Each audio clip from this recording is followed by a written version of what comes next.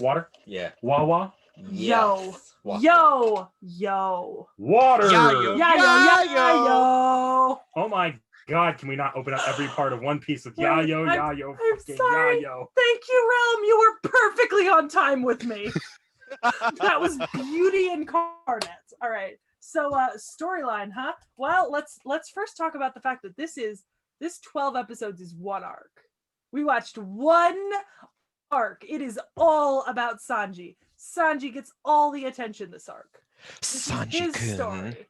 Okay. Sanji-kun. You're trying to speak past something here. Yeah. Something I know you don't want to talk about. I am trying. But we have to talk about it. No. Yes, we do. No. That first episode, episode 18, is garbage. Hot garbage. That treasure chest episode. My god, was that boring. Yeah. Speaking from an official One Piece fan, it was trash. Jesus. Good to know that their own fans admit that their own series can be trash. Episode 18, that is I think one of the worst episodes in anime. Not in One Piece, in anime. Oof.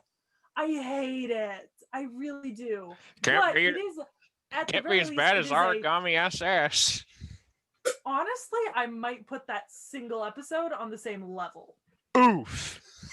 If that had gone on for more than one episode, I never would have continued the show. I feel like there's some low expectations there saving Amagami SS in that comparison. Yeah. You're not expecting much out of Amagami SS. No. but I mean, it's a filler episode, and it is really, really shit. At least it's only one episode. You know? For a series as long as One Piece, it could have been so much worse. It could have been a filler arc. Yeah. Mr. Bushman. Yeah. So there was a really shitty episode 18. We're gonna move on to Sanji. Wait, no, we had another episode before that too. Did. And it was actually my favorite episode. episode of the series so far. Yeah. So episode 19 was about Zoro. Real quickly, we're not going back to the episode format. It's just kind of broken up that way. And because we're talking about storyline, and this episode is Zoro's story, whereas the rest of the arc is Sanji's story. So it's fair to separate them. So, you know, we learn about Zoro's backstory with Kuina and where he comes from and that kind of thing. And I think that's really meaningful. Mm-hmm. And I think it's a good place to put it because we learned a little about him earlier, but he only had a couple episodes.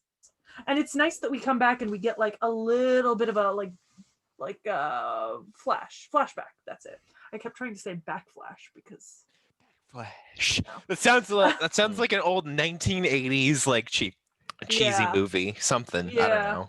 Or a DC superhero. Yeah, I think Nick really liked Zoro's backstory though. Yes, I actually really loved that episode. It really was like, it made me wish Zoro was the main character of the series. Because, man, we'll get into this more later, but it just...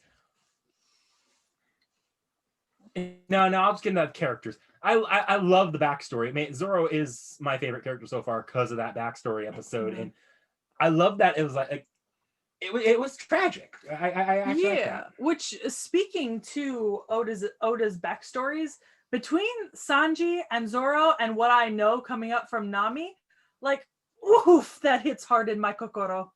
Okay, you just sounded like a degenerate weeb there. Don't do that to us, please, Seki. Sorry. No, these are kindly get the fuck out of your own house. But there are some really hard-hitting backstories between these two. I mean, you know, Zoro's childhood best friend and rival dying of a fall down the stairs, right? Like, I if it wasn't shown so well with so much emotion, I'd have almost said that was funny, but it wasn't. No, they really sold that this was like what the hell? Tragic accident that ended a young girl's life before she could achieve her dream, and now Zoro has taken her dream for himself. Like, he is doing this for Kuina. And then, you know, a couple episodes later, we get Sanji, you know, who, I mean, Sanji starved on an island. Well, I'll say this about the overall series. I do think the backstory episodes were a lot stronger than the other episodes. Far and away, I thought the backstory episodes were like leagues above the rest of the episodes, which were leagues above Treasure Chest Man. Yeah. But like the backstory that includes a man eating his own leg to save a young boy. Oh, did he eat the leg? Yeah, he ate Yeah, his he own did. leg. He did. Ooh, I didn't catch that. No, that's the thing, because he kept the bag of treasure and gave the food to Sanji, and instead he chopped off his leg and ate it. Well, I thought he lost his leg to the anchor. He ate his leg. That was Well, because I know definitely there in was there. the part where I he mean, wrapped it might his have. I leg mean, got it caught, might he have wrapped got the like. anchor around I mean, it, and then the it's anchor pulled it possible off. that maybe the anchor It might have pulled. been both. Yeah. Yeah, might- like Yeah. he could have. yeah, he could have just I- like gotten accidentally amputated by the anchor, but then just ate it so the way he could keep Yeah. himself alive. It could have been that he lost like the foot part and then ate the rest of it, but he definitely ate a section of his foot because he gave all of his food to Sanji. Yeah. And keep in mind, I Uh. mean, this man is Red Leg Zeph. I mean, he is a pirate famed for using his legs to fight.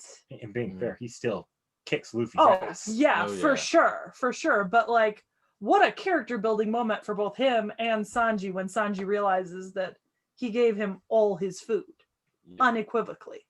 That being said, my problem with the fights extends to the story because it is 80% fights. Wait, before we get Yeah. into the bad parts of the story, I just want to bring up one more thing. Mihawk. Eh. Well, so Mihawk enough. comes in, and Mihawk's a pretty awesome character. Not that we know a lot about him now, but he shows up, and he is the greatest swordsman in the world. Like, he is who Zoro's aiming to defeat. And Zoro is like, I will fight you. And then he tells Luffy not to get involved, which is fair. And Luffy's like, no, I'm not gonna. You need to do this. And then Mihawk absolutely wastes him. And then he's like, you know what? Become stronger. Challenge me. And then fucks off. Like, what a way to drop the mic. That was Yeah. probably the best episode out of that stretch. Yeah. But my God, like one or two episodes they're used to introduce the Baratier, this like restaurant on the sea, Yeah, famous. and then it For its becomes, fighting cooks. in my opinion, just as bad, if not worse, than the hill from the Syrup Village arc. I mean, but that is once again tied into that whole, the old shonen spending a long time in certain locations. And because Yeah. you're on the ocean, you're always going to be like on a ship or on an island. And if you're on a ship, there's not a whole lot you can do. Like, you're going to be seeing a lot of the deck of the Going Merry. That could have been, for me, that could have been fixed if the fight scenes were just any better. I know I harped on this last time, but those fight scenes bogged down the arc for me. I feel like it could have been 2 or 3 episodes shorter. No, but it isn't. Exactly. Exactly. It could be, but it isn't. I don't know. I didn't have as big of an issue with it. And I think part of that might be because when I originally watched it, I was closer to the age demographic and I was just getting into anime. So I didn't have expectations in terms of like actually good stories or stuff that was outstanding in terms of animation, or fight scenes. Because I mean, now I've, looking back, I've seen a lot of things that have a lot better animation and fight style, but it still holds a place in my heart. I mean, it was one of the first animes that I ever really got into in a strong way. Mhm. I was kind of near the demographic age and I was super into shonen at the time. And honestly, to me, it seems in a lot of ways comparative to a lot of the other shows I like Naruto. By kind of near the demographic age, she means only about 40 years above it. Not really, actually, not really. Because shonen kind of just covers teen and preteen, and I was a teen. I'm kidding. So I was in the demographic. He got defensive on that like I wasn't kidding.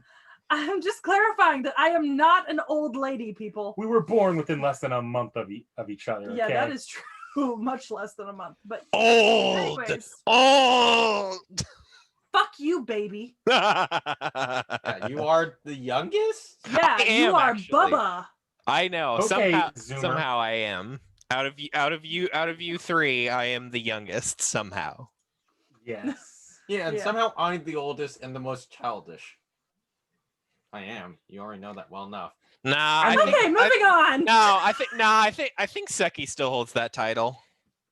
There's I like 2 mean- levels of childlessness here. There's But it depends. I Childish guess is it in- depends on what levels. Of Guys, we are childish not people. discussing our stories. We are discussing One Piece's story. No, No, let's we'll- continue we'll talk our own about that story later. time. Let's continue Anyways. about our own story time. once upon Anyways. a time a baby was born under a single star in the night sky. And then it was quickly strangled.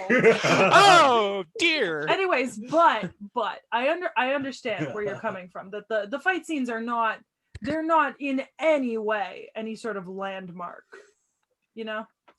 I think my problem, like, and I mean, like, I get the nostalgia factor. Okay, I have shows I am 100% nostalgia blind for. But And I'm sure, like I said, reading it's probably a lot more tolerable. oh yeah, I'm sure that generally tends to be the case with manga shonen. But water break. Yes, the large survival cup water break. but Cap that. fuck you. You're welcome for not getting dust and bugs in your water. My train of thought. I lost my train of thought. Come back. You were talking about nostalgia. Yeah. So I mean, I get being like really nostalgic for series and things hold up that wouldn't necessarily hold up to other people. I still rewatch Pokemon sometimes. Yeah, and Pokemon is not any better in early it's seasons. not. Yeah. And Pokemon has a lot more reused animation. Yeah. But I think my problem with the fight scenes of One Piece come down to just how much of the arc it took up. Yeah. Well, like I could forgive weaker fight scenes. It's not uncommon. I think it's going to be really fun when we get to Dragon Ball because it's so much more of it. Oh, kill me now. So much more of each arc is fight scenes in Dragon Ball. Entire episodes Actively. of our podcast will be dedicated to Goku versus a peanut. Yeah, literally. Yeah. But I mean, I think that's, I mean, those are the main stories. This is Sanji's story. This is his part of the story. Just like the last part was Zoro and Luffy and Usopp, and the next part will be Nami. So we're still in that phase of story that's meeting the main crew. By the way, guys, Nami, man. Yeah, just fucks off with the boat. That's it. She just fucks off with the boat. Yeah, yeah, pretty much. Turn around. Bye. Bye. Just like we're about to be. Bye. Bye. Next room.